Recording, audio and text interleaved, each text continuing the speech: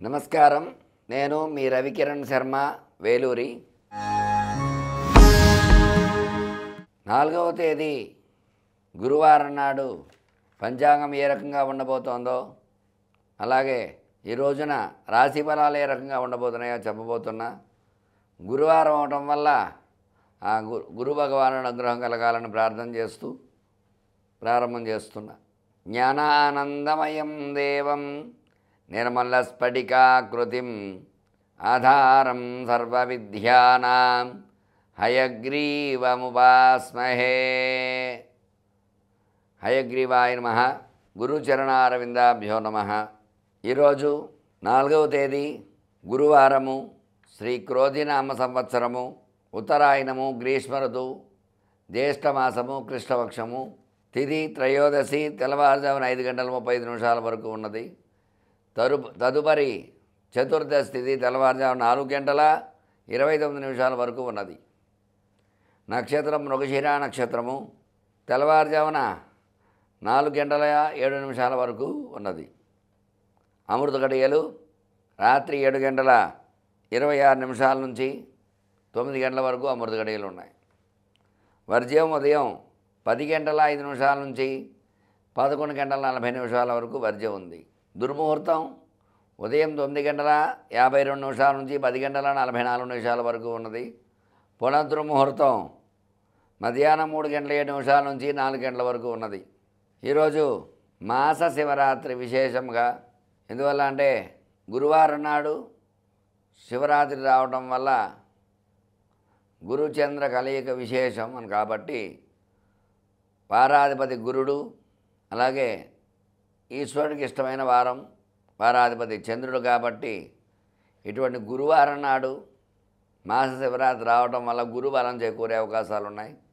ఈ రోజున ఎవరైతే విశేషంగా ఈశ్వరుడికి రుద్రాభిషేకం చేసుకుంటారో వాళ్ళకి ఆ యొక్క గురుబలం చేకూరి అనుకూలతలు వచ్చే అవకాశాలు ఉన్నాయి. ద్వాదశ రాశుల వారికి ఏ రకంగా ఉండబోతోందో చెప్పడం జరుగుతోంది. ముందుగా మేషరాశి.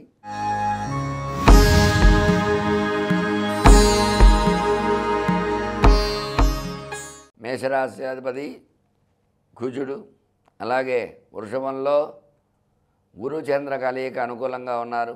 తృతీయంలో రవి శుక్రులు, చతుర్థంలో బుధుడు, షష్ఠమంలో కేతువు, ఏకాదశంలో శని, వ్యయంలో రాహువు, ద్వాదశంలో రాహు సంచారం జరుగుతోంది ఈ రాశి వారికి. అయితే అర్ధాష్టమ బుధుడు ఉండడం వల్ల, జన్మ కుజుడు వల్ల కొన్ని ఇబ్బందులు వచ్చే అవకాశాలు ఉన్నాయి. వీళ్ళు విశేషంగా కుజ భగవానుడికి అర్చన చేయటము ద్వారా అనుకూలత వచ్చే అవకాశం ఉంది.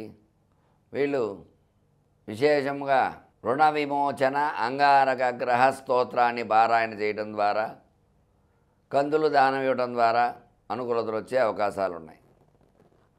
తదుపరి వృషభ రాశి.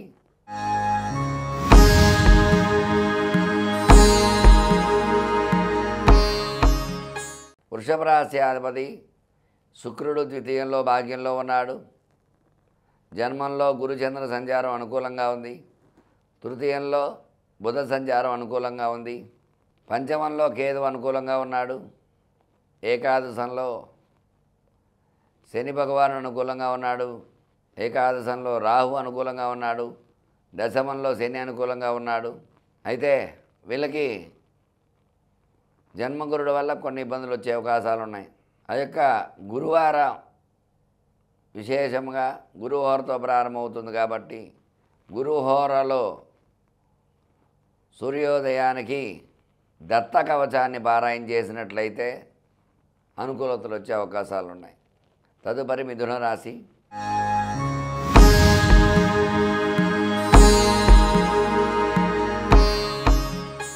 మిథున రాశి అధిపతి బుధుడు ద్వితీయంలో భాగ్యంలో ఉన్నాడు. జన్మంలో రవి శుక్రుడు అనుకూలంగా ఉన్నారు.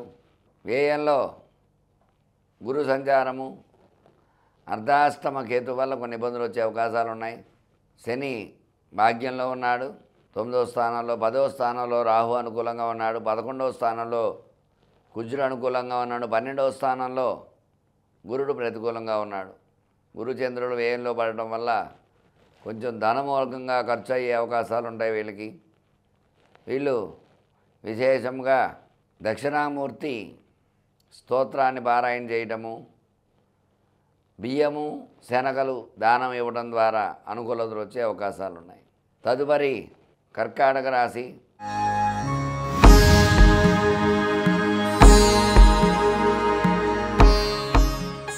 కర్కాటక రాశిలో జన్మంలో బుధ సంచారం అనుకూలంగా ఉంది. తృతీయంలో కేతు అనుకూలంగా ఉన్నాడు. నవమంలో రాహు అనుకూలంగా ఉన్నాడు. అష్టమ శని వల్ల కొన్ని ఇబ్బందులు వచ్చే అవకాశాలు ఉన్నాయి. దశమంలో కుజుడు అనుకూలంగా ఉన్నాడు. ఏకాదశంలో గురుడు బలంగా ఉన్నాడు. ద్వాదశంలో రవి శుక్రుడు అనుకూలంగా ఉన్నారు. వ్యయంలో పడటం వల్ల ఈ మిథునంలో రవి శుక్రుడు ఉండడం వల్ల కొంచెం ధనమూలకంగా ఖర్చు అయ్యే అవకాశాలు ఉంటాయి. అష్టమ శని వల్ల ఇబ్బందులు వస్తాయి కాబట్టి శనీశ్వరుడికి 19 ప్రదక్షిణాలు చేసి ఓం శనీశ్వరాయ నమః అనే నామాన్ని 108 సార్లు పారాయణ చేయడము, అలాగే రవి శుక్రులు వ్యయంలో ఉన్నారు కాబట్టి అమ్మవారికి విశేషంగా కుంకుమార్చన చేయడం ద్వారా అనుకూలతలు వచ్చే అవకాశాలు ఉన్నాయి. తదుపరి సింహరాశి.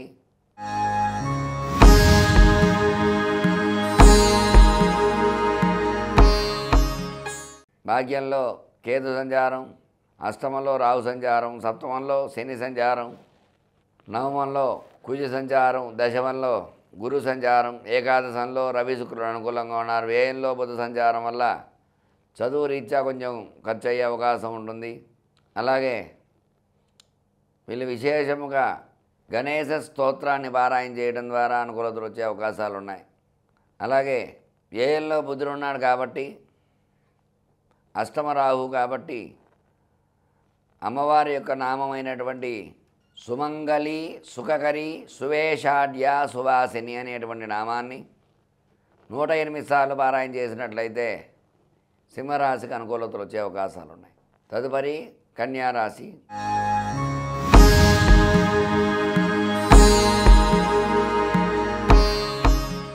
కన్యారాశి అధిపతి బుధుడు ఏకాదశంలో ఉండడం అనుకూలంగా ఉంది. జన్మంలో కేతువు, సప్తమ రాహు, షష్టమ శని, అష్టమ కుజుల వల్ల ప్రతికూలతలు వచ్చే అవకాశాలు ఉన్నాయి.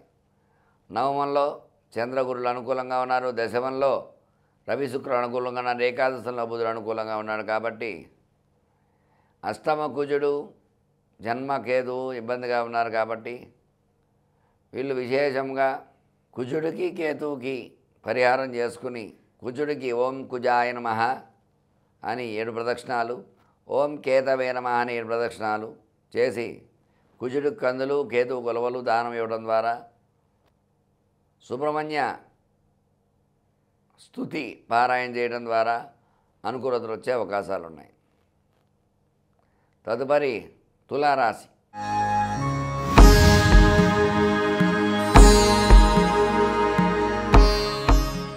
తులారాశి అధిపతి శుక్రుడు అనుకూలంగా ఉన్నాడు. పంచమంలో శని, సప్తమంలో రాహు, షష్టమంలో రాహు, సప్తమంలో కుజుడు, అష్టమ గురుడు వల్ల ప్రతికూల యోగాలు ఉన్నాయి ఈ రాశికి.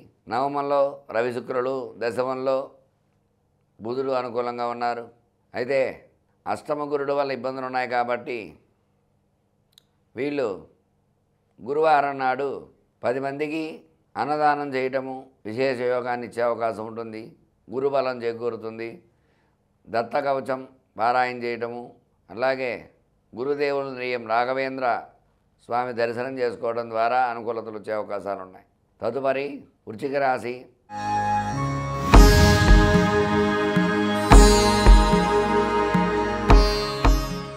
వృశ్చిక రాశికి అర్ధాష్టమంలో శని, పంచమంలో రాహు, సప్తమంలో షష్టమంలో కుజుడు, సప్తమంలో గురుడు, అష్టమంలో రవి శుక్రులు, నవమంలో బుధుడు సంచారం చేస్తున్నారు. ఏకాదశంలో కేతు అనుకూలంగా ఉన్నాడు.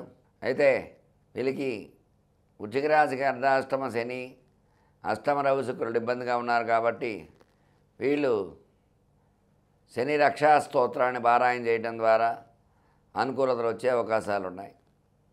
శనివారం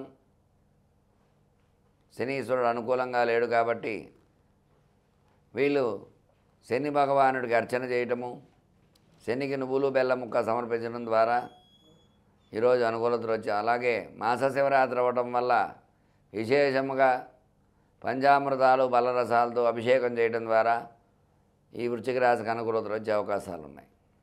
తదుపరి ధనురాశి.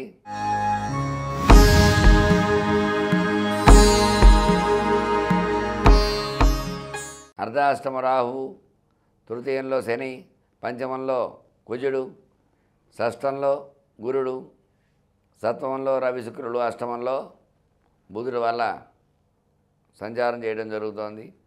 అష్టమ బుధుడు వల్ల ఇబ్బంది కలగజేస్తారు. అర్ధాష్టమ రాహువు, అష్టమ బుధుడు ఇబ్బందిగా ఉన్నారు కాబట్టి వీళ్ళు అమ్మవారికి విశేషముగా కుంకుమార్చన చేయటము, అట్లాగే అమ్మవారికి ఎర్రని పుష్పాలు సమర్పించడం ద్వారా, పచ్చని వస్త్రాన్ని సమర్పించడం ద్వారా అనుకూలతలు వచ్చే అవకాశాలు ఉన్నాయి. తదుపరి మకర రాశి.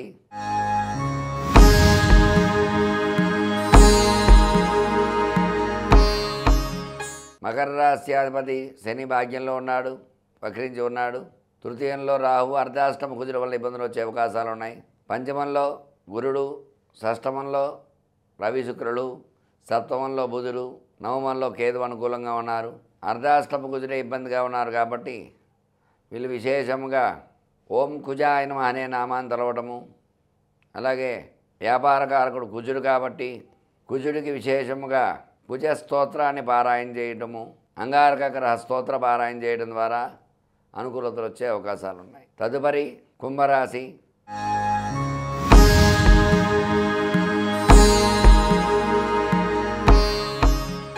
కుంభరాశికి జన్మంలో శని ఉన్నాడు. శని వక్రించడం వల్ల అనుకూలత వస్తాయి.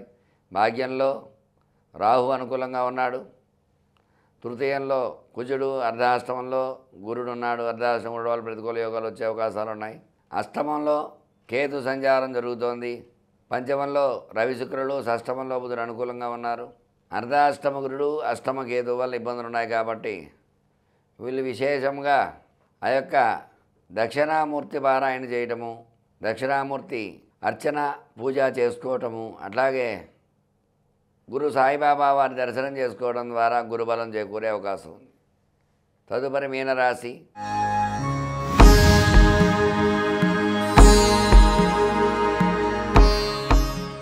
మీనరాశికి జన్మంలో రాహు ఉన్నాడు.